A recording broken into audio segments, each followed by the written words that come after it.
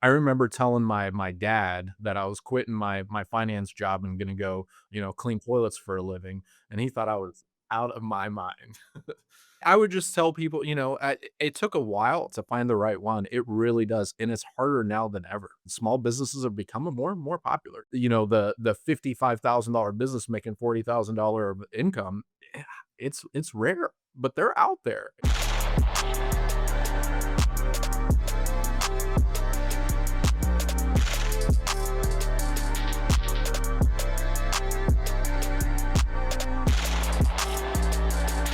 Representing Franchise Secrets, Erik Van Horn.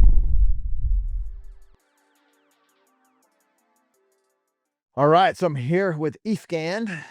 We're gonna have, just a super interesting conversation. He reached out to me, said he's a fan of the podcast, and I'm like, everybody says that. And so I said, "Hey, tell me more." And he just went on to tell me this entire story of where he came from, how he grew up, which is rough. And then talked about buying mom and pop businesses, running those, having some failures, having some successes, working an amazing job in the financial industry to get into franchising with Jersey Mike's. And that's a super interesting story in itself. So many different things to talk about. So welcome to the podcast, man. Yeah, thanks for having me on, Eric. So just give a little hint of, because we're going to dive into it in a little bit, but um, talk about Jersey Mike's, like just like for 60 seconds. How did you get involved with that? How's it going so far? Well, I mean, it all started when, I've been eating the food for years. I'm number 7 go-to, Mike's Way, oregano oil, vinegar, and salt, got the juice, got the spices, it's great. So I started, I love the food. I've got a couple other businesses that we'll get into, but was just looking to buy another business, was on the business, sites, the BizQuests of the world, just looking to buy another business and started seeing franchises being advertised. And then just Googled best franchise to buy, and Jersey Mike's was always kind of at the top of that list. So, considering how much I love the food, just reached out to the salesperson, and a year later, I opened my store, and it's doing great. It's in the town I grew up in, and we built a good customer base, and we're known in the community, and they've been wanting us to come, so we're glad we're here. So you've been open up for almost a year. What is it like? You said it's doing great. Give us a little hint, whatever that might be, whether it's revenue numbers, whether it's customers or awards or rankings or something. What does doing great mean? Sure. Yeah. So we're sitting at right about at 1 year we're gonna do about 1.8 million in revenue. We're averaging about 33,000 a week in sales. Net profit margin sitting right around the 15-ish mark. 13 to 18%, somewhere around there. So numbers are great. We've been through our ups and downs, but we've got a great crew in place. We've got great leadership. Customers are coming in the door, and they're happy. And we've partnered with a bunch of schools and organizations, the financials are rewarding, and I'm happy about that part. But it's nice to know that you're welcome in a town that's been wanting one for a while. Last question about this, and we're gonna go back to the beginning. How much time a week do you spend in that business? I actually don't spend, I probably in the store maybe 5 to 10 hours a week, Okay, if that. I'm good. working on it a lot, but, Yeah, but as far as in there making sandwiches, maybe 5 hours. cool. That's great. And I didn't know. I mean, we haven't even talked about this, so just curious because let's go back to the beginning now, and then we'll dive into Jersey Mike's because I want to understand more about that. But I always find it interesting when entrepreneurs like yourself, who have been successful as an entrepreneur in mom and pop businesses, get into franchising, continue to own mom and pop businesses, and we'll probably expand into more franchises. Or they do it vice versa. They get into franchising and then open up mom and pop businesses. Because I have a friend that's doing it the exact opposite of what you did. Successful franchisee going into the janitorial business as a mom and pop. Why don't we start with like where you started. I know you were young when you moved here. So, meaning when you moved to the States. So, give us a little bit of your background, and then I wanna dive into, the current businesses that you have now. Yeah, sure. So, I moved here when I was 4 years old. My mom brought me here from Ukraine. Grew up in a single family household. It was just me and my mom. She was a barber. I think I saw some of her W two. She was making 18 to $22,000 a year on average.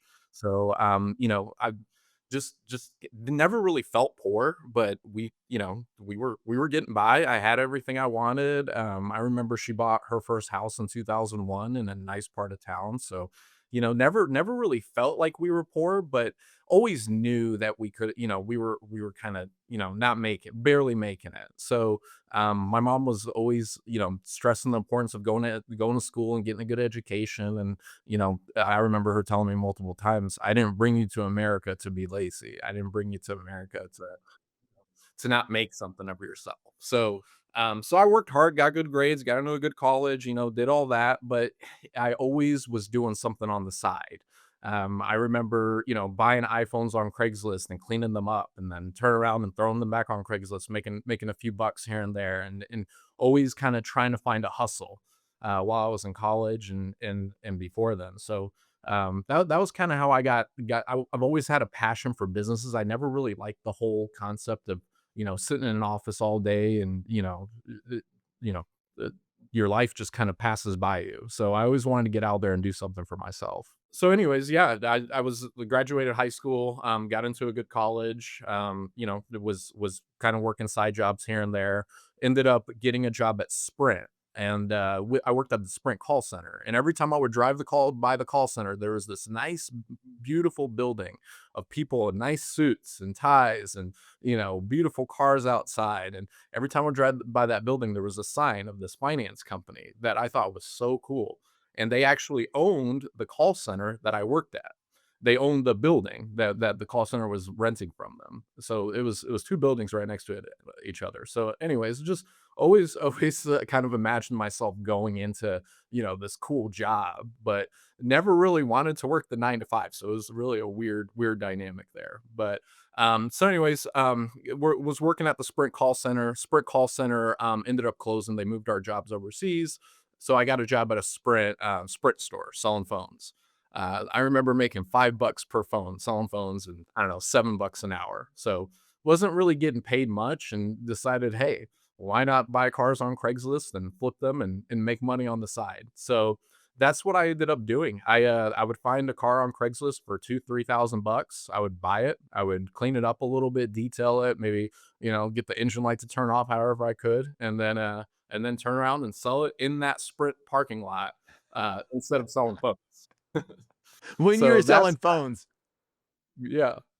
So that's really how I was making money. And eventually they caught on to it, and I got fired from that job. So I mean, I'm surprised that lasted as long as I did. But Were you making more money flipping cars than you were selling phones? oh yeah, yeah. I was making probably, I don't know what minimum wage was, 40 hours a week plus, plus 30, 40 bucks. I don't know. I was probably making about $1,000 a week selling cars on average at that time. So a lot of Yeah, money. that was I did that with real estate, and I'm like, "Wow, I can really make a lot more money with a lot less of my time by finding buyers and sellers." And I don't mean like selling real estate, but buying houses and flipping them. And I started to make more money than I would have it with like a 9 to 5. And so it was a kind of a big aha moment for me. Like, I want to do more of this to protect my time and make more money, like putting buyers and sellers together. So was there any moment in your life that you're like, wow, I can really make more money doing it this way versus, the 9 to 5 or punching in a clock? Yeah, it's that whole trading time for money thing that got to me. I'm sitting here and I'm giving you hours of my life to sit here and and make 7, 8 bucks an hour, where I could go and do something for myself. And maybe I spend more time on it, maybe I don't, but I control that, and I control how much money I'm going to make. I control, the effort that I'm going to put into it. I can be the best Sprint salesman in the world, and I'm going to still make 5 bucks a phone, so it was that whole, and that's kind of, in that, from that point on, I've kind of realized, hey, this whole trading time for money thing is not for me. Attention, franchisors and franchisees, there are two really important resources that I want to share with you that will help you avoid costly mistakes and increase your enterprise value. The first is our free Facebook group. It's a community that has over 4,000 franchisees and franchisors in it.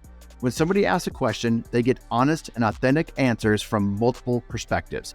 You can join the group for free over at franchisesecrets.com/Facebook. The second resource I want to share with you is if you're a franchisee and you want to be around a community of successful Zs and other brands and in other industries, this is why I created the Franchisee Mastermind. If you want access to the best single and multi-unit owners to know what they're doing, or if you want to be around other multi-brand owners, then you'll want to check out my Franchisee Mastermind. The reason why people join is they want access to my Rolodex, my connections, to each other. They want a shortcut success, both short-term and long-term. Links will be in the show notes or at scalablefranchise.com.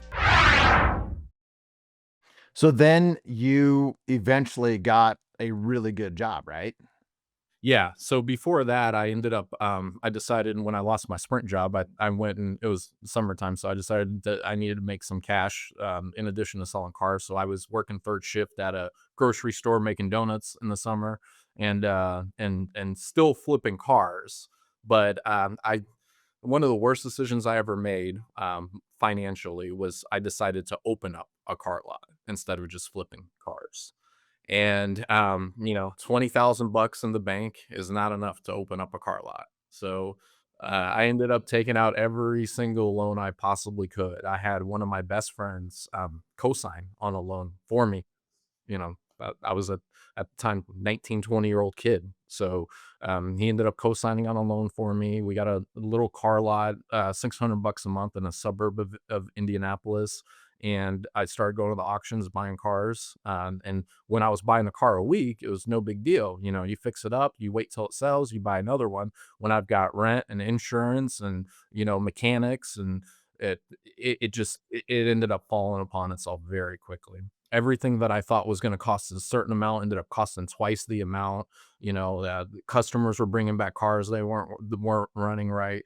Just it was I was a full-time student in college at the time. My mom was sick in the hospital. My entire life kind of collapsed at that point. What happened? Did you pay back that money? Did you go bankrupt? What happened? I closed the car lot. The banks ended up agreeing to work out a payment plan with me. So, and I probably would have just went bankrupt at that point if I didn't have my friend co-sign on the loan. So, but I ended up, I mean, probably 8 years paying back all the money that I owed to the banks. But That's a I big did. lesson. Yeah. Oh, yeah. Yeah. I ended up paying it back, but man, we're talking, I mean, I'd probably say it was a lot of money at the time, probably 70 to $80,000 that I owe to the Yeah, banks, it's a you know? mountain of money. Um, Yeah. yeah, and it's tough to climb out of that. As you kind of have shared that story with other people, do you hear a lot other people have like bad stories like that? Like successful entrepreneurs today, multimillionaires, do they have, stories like that in their background? They either have the story or they're lying to you and telling you they don't. It's impossible to be successful in business and not have failures. That was one of many, many of my failures, and, Franchisees or people that are thinking about getting into franchising, like you can get into a business, a franchise, and things can go just great. You get into the right brand at the right time in the right market, and everything is amazing. I've had that happen. I've been there. I've also had the opposite happen where I got in the wrong brand or it was the wrong timing or I didn't do something right, and there was a lot of pain along the way. I think one of the things I want to just talk to franchisees about, like if you're experiencing pain, the frustration, the challenges, whether it's financial, operational, or whatever, if you're experiencing that, it's normal. Like that's the ups and the downs of franchising. If you haven't experienced it, you probably will if you continue on this journey. It's so easy for franchisees, business owners to blame everything else that's going on versus looking internally and saying, this is what I can do to change whatever it is.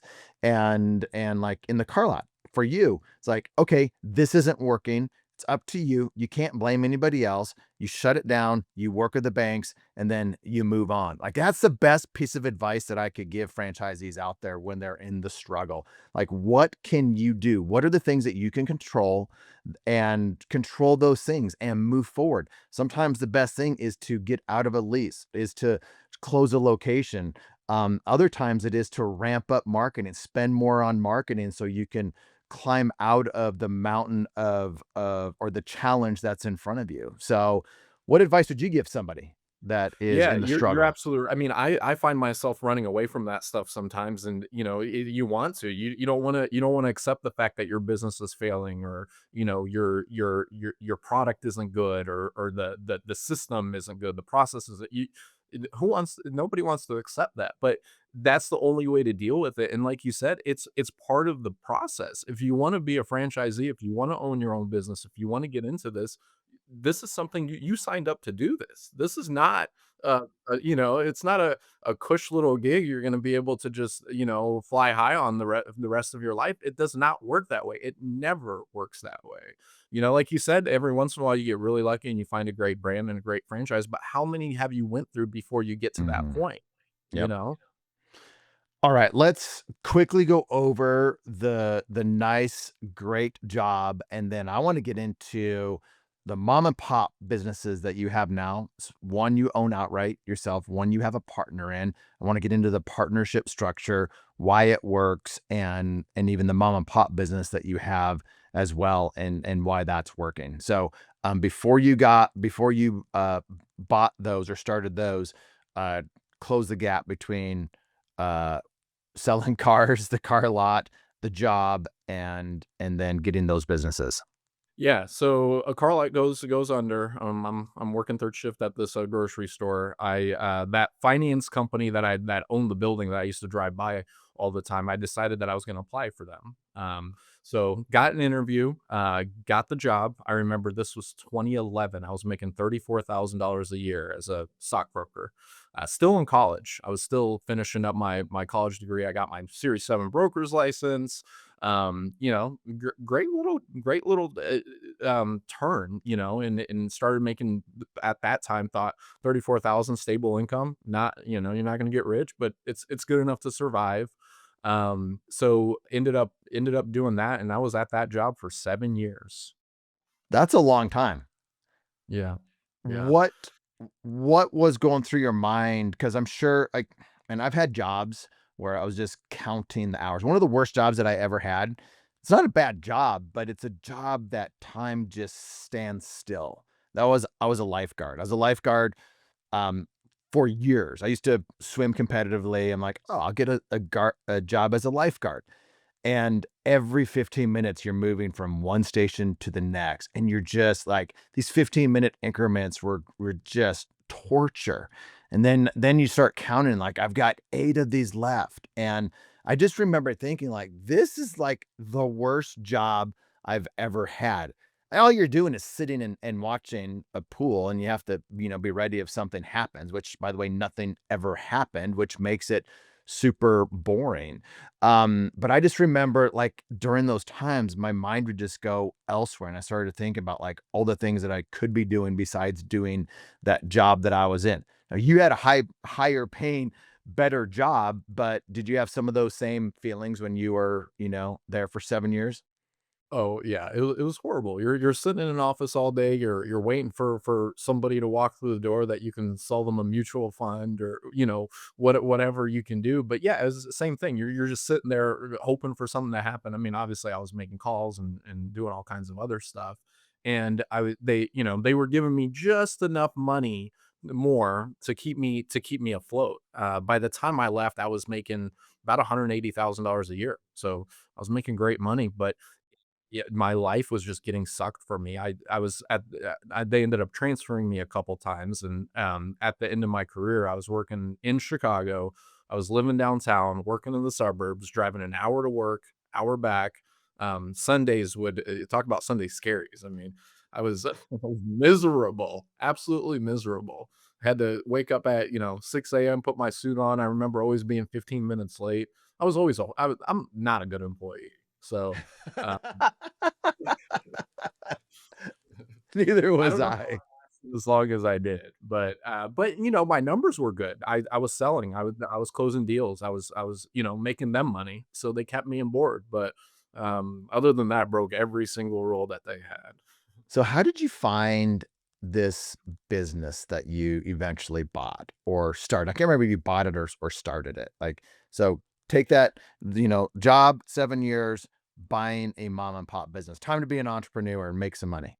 Yeah, the whole time I was at the finance company, I was still flipping cars here and there, doing that on the side, but, I was constantly on those same business websites, looking for businesses to buy, looking for things to do. I was sitting in my office looking for businesses to buy while I was working at the company. So, long story short, I came across a small business. It was a small janitorial company in Monticello, Indiana, which was about an hour and a half outside of Chicago.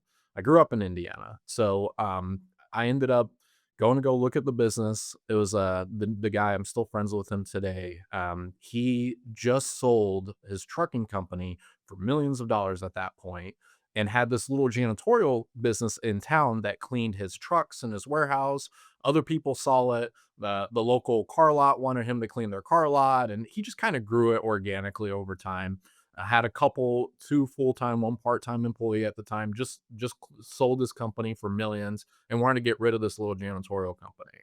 So I think he had it listed for $80,000, and I ended up offering him, and he agreed to it, 55,000, 30,000 up front, and the other 25 financed over 2 years. So I bought it. I show up the first day. I've got 3 employees here, and he introduced me to the clients in town, and he said, "Here you go. See you later." And we went off to work, and that was that. And I really couldn't. And this is the first time I've actually had actual employees, and I just think these people are just gonna go work, and I'm gonna go back to Chicago, and then checks are gonna start coming in the mail from these accounts that they're cleaning. Mailbox money. It Yeah, there you go. Yeah, yeah. So, a year later, I quit my job with the finance company in Chicago, moved back to Indiana. I remember, knowing for sure I made the right decision when they sent me the notice of demand letter, basically saying that I wasn't allowed to go work for another company and reminding me of what I agreed to. I'm gonna go clean toilets. What and I remember, because my name is not something you hear every day, so in the letter, it said Miss Kopelevich instead of Mr. Kopelevich. I worked for this company for 7 years, they didn't even know my gender. So, anyways, Oh my god. Okay. So when you bought that business, was it when you bought it for like, what is it, 80,000? 55,000. 55,000? And was it cash flowing at that time? Like It you bought was, it? yeah. Yeah. So, and the seller was just ready to get out of it. It was a side thing for him. He didn't care if it was 50,000 or 80,000, or probably you could have gotten it for less, but you got some good terms on it. And so anything else about that deal that you'd be like, "Hey, if somebody's looking to buy," a lot of people are looking to get out of a job like you got out of. They are feeling the same thing that you're feeling. They're like, they want to get out of the thing that they're in right now. Like, they don't understand what entrepreneurship is like, but it's gotta be better than punching in the clock or answering to all these people that they don't wanna answer to, or feeling like they're next on the chopping block, or they never know when they're up next on the chopping block. They wanna control their destiny. They wanna control their future. They want to have some type of control. Um, but, like, take us through some of the challenging times that happened in that janitorial business up front? Or was there a challenging time? And if there wasn't, then take us through like that first year and what worked. Yeah. I bought the business. It was doing about, I want to say around 200 in revenue, with, a 25% profit margin. So, making about 50 grand a year. So, if I lost my job at Schwab, I knew I was going to be able to survive. And, about a year later, the business just kind of grew organically. I mean, we were new in town. I introduced myself to everybody in town and just kind of grew organically. We went from doing 250 in revenue to 350 to 400, and started making enough money to where I can't necessarily replace my income at Schwab, but enough money to be able to live a normal life. I remember telling my dad that I was quitting my finance job and gonna go, clean toilets for a living, and he thought I was out of my mind. So I would just tell people, it took a while to find the right one. It really does, and it's harder now than ever. Small businesses are becoming more and more popular, in franchising, and people don't want to work in a 9 to 5 job more so now than ever before. So, the $55,000 business making $40,000 of income, eh, it's rare, but they're out there, and you can negotiate. You can get the terms you want, especially in these small towns, and people wanting to get out of their businesses. So you offer them a chunk of change up front, they're willing to negotiate. But it's not easy, and it's not something that it took a long time for me to find that business. How many frogs did you have to kiss to, find that one beautiful janitorial business?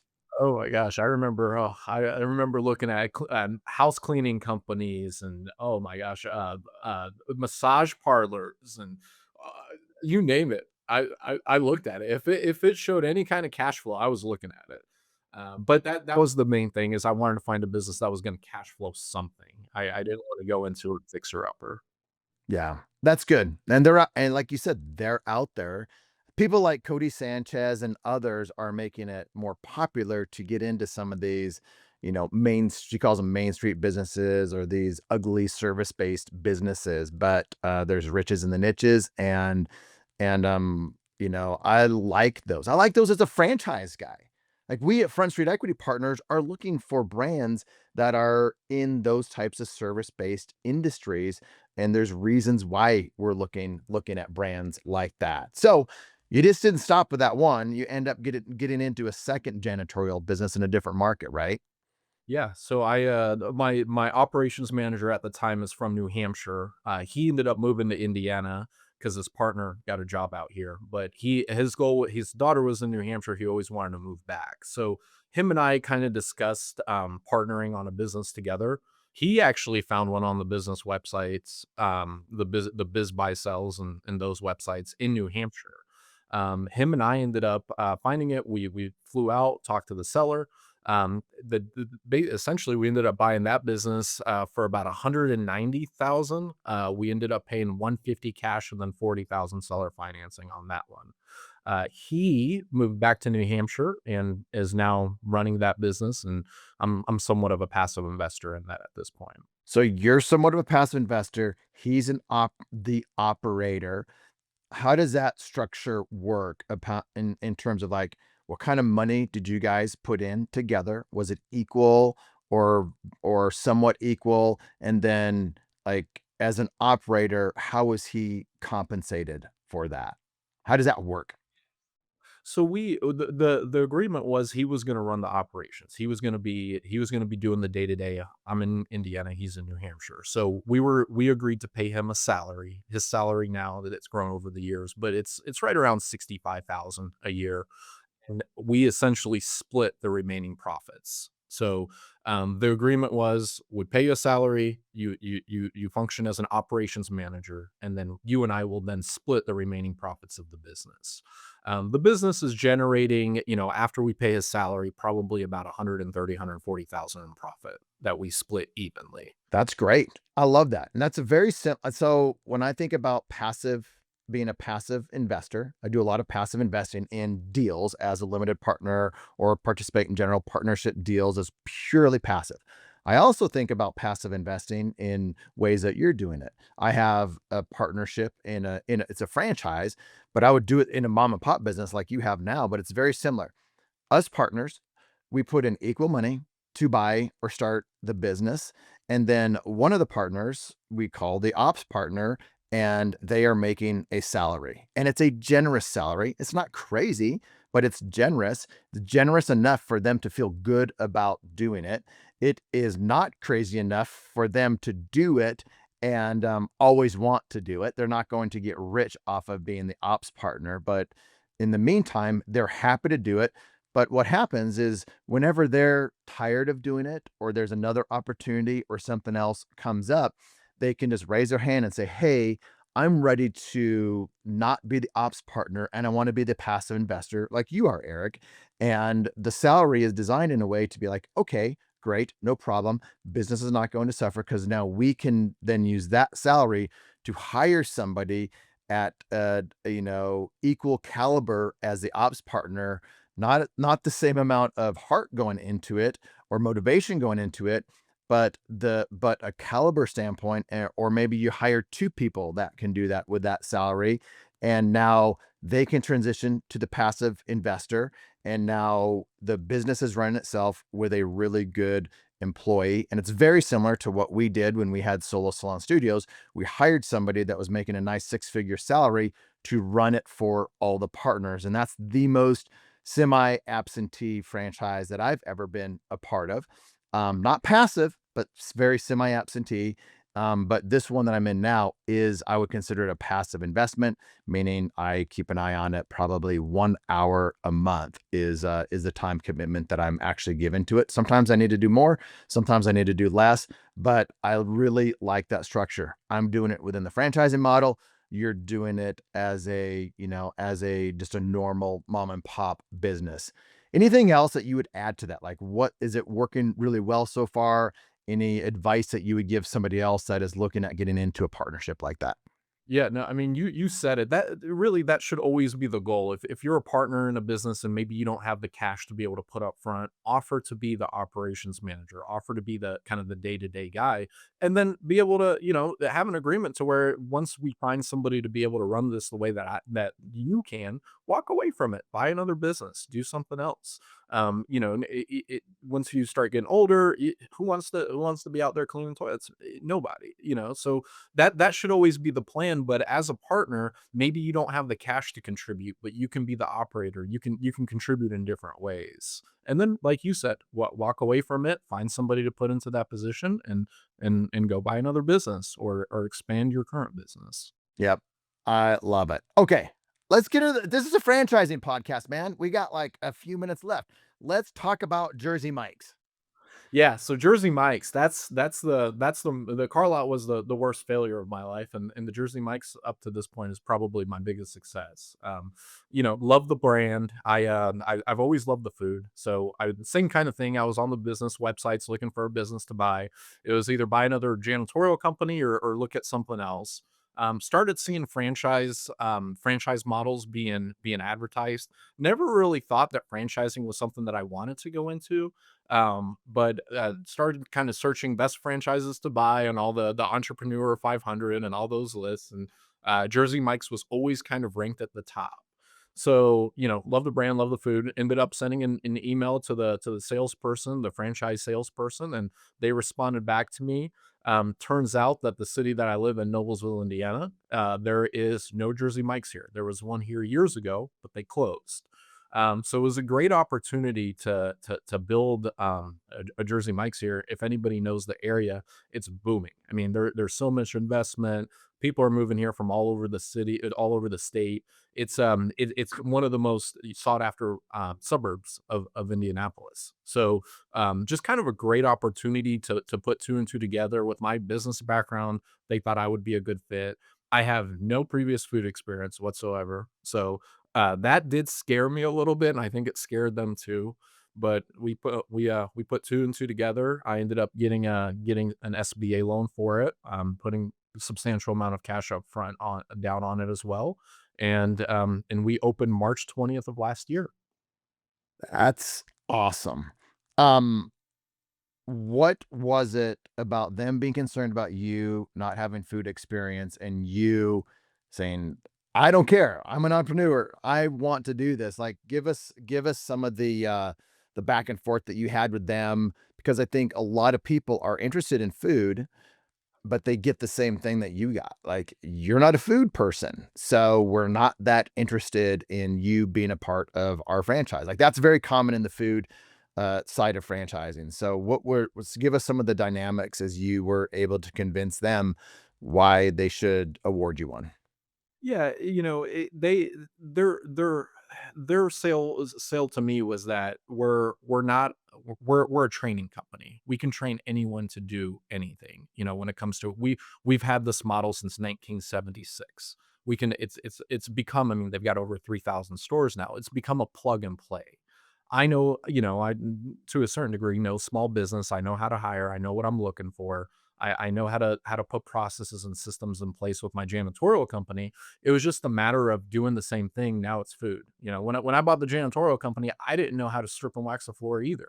I didn't know how to do a carpet cleaning job. I didn't even know how to. I probably swept the floor a handful of times before then. So, as long as you're willing to learn and agree to their process and their model, they figured it out. It's just a matter of you're buying on to what they've already mastered. Yeah, that makes sense. So, somebody else had owned in that market. Did they actually open up and did it not make it? Is that what happened?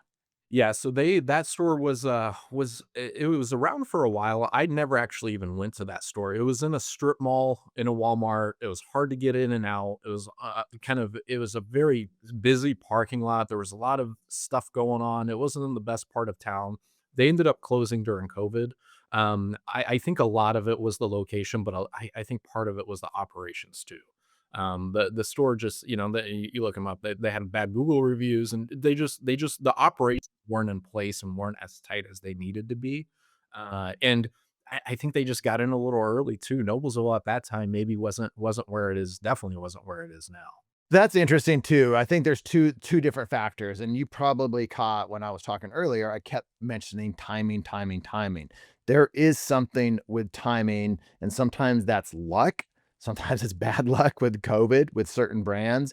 Sometimes you're getting in at the right time. At Crumble Cookies, you're getting in and you're getting out at the right time. I've gotten out at the right time with certain brands, and I've waited.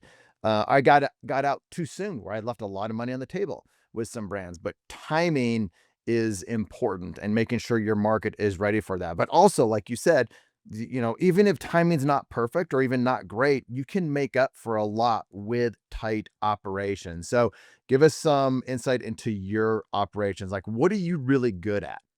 Yeah, I like to call myself a lazy entrepreneur. I love hiring people and getting them to the place where they can do the job better than me. And I am not an operations guy. I've never been an operations guy. I'm a big picture. I'm a visionary. I'm a dreamer.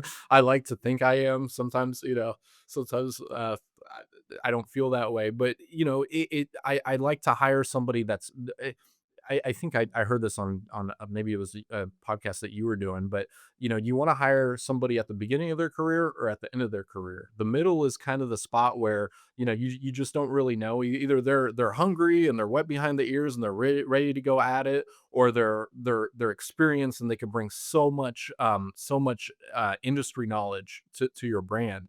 And I decided to hire the industry knowledge, and it's worked out really well for me. Don, who runs my operations, he's had his own Domino's franchises. He's been there, he's done it. He was a manager for a Whole Foods. I mean, he knows this business in and out 100 times better than I do. And I brought him into that role after multiple other managers that didn't work out. But I brought him in and it just works. The culture is there. It's I try to hire attitude over aptitude. I try to hire people that you know, a customer walks in the door, that might be the only person they talk to the whole day. Especially older people, they walk in, they're home. I want them to feel welcome in the store. And you're paying 11, 12 bucks for a sandwich. Well, you better be getting a lot more than just a sandwich with that when you walk in. So that's what we push, and I've been very fortunate to find the right people and put them in the right place. The process is already figured out. I don't have to do anything there. So pretty straightforward. You said you hire for attitude over aptitude. What about like that key role? the main person, your ops guy, where does the background, the aptitude, the experience come into play at that level? Yeah, when you're on the front lines making sandwiches or, with the janitorial company, you're cleaning accounts, that is more attitude. That is somebody that I need you to show up every day. I need you to do your job. I need you to, Jersey Mike's, I need you to talk to the customers. I need you to be friendly and be welcoming. When you talk about the higher level roles, the operations manager roles or business partners, you gotta have some aptitude there. Cause quite frankly, I don't. You know, I don't have I don't have the experience. I don't have the industry knowledge. So as you get higher into those roles, as you become more, your CEO, you're not going to hire for attitude. You're going to hire for, for aptitude. So I think the higher the level of the role, the more you got to be focused on the experience of the person, what they're bringing to the table, more so than just a smile on their face. So if I was to look at your biz buy sell biz quest searches recently, what are you searching for? What do you want to do next? Oh man, I'm not searching for anything. I want to grow this Jersey Mike's. I want to build more stores. That's the plan. I spent the last year of my life, 2 years of my life, building this brand and learning it, and I'm 100% on board.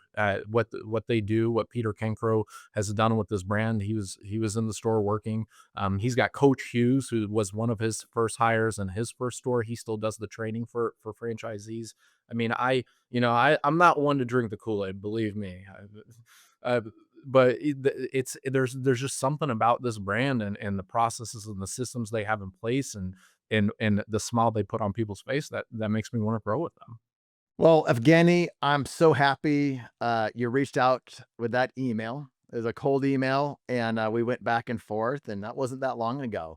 So that's what I love about the podcast. Like I get to meet people like you, and then I'm sure we'll meet face to face together at some point, and then have a new friend. So appreciate you reaching out and coming on and helping some other entrepreneurs out there. So thanks for coming on, man. Thank you for having me, and thanks for everything you do. I've been a big fan of yours, and I've learned so much from. Yeah, I feel like I'm part of a community with the people that you have on, and I'm still got a ways to go. Some of the people you have on are way ahead of me, but I love learning from you and everyone else. So thank you so much. Thanks for listening to the Franchise Secrets podcast. Links to everything can be found over at franchisesecrets.com. And if you want my help with anything from starting your own franchise to growing your current franchise business, please visit scalablefranchise.com.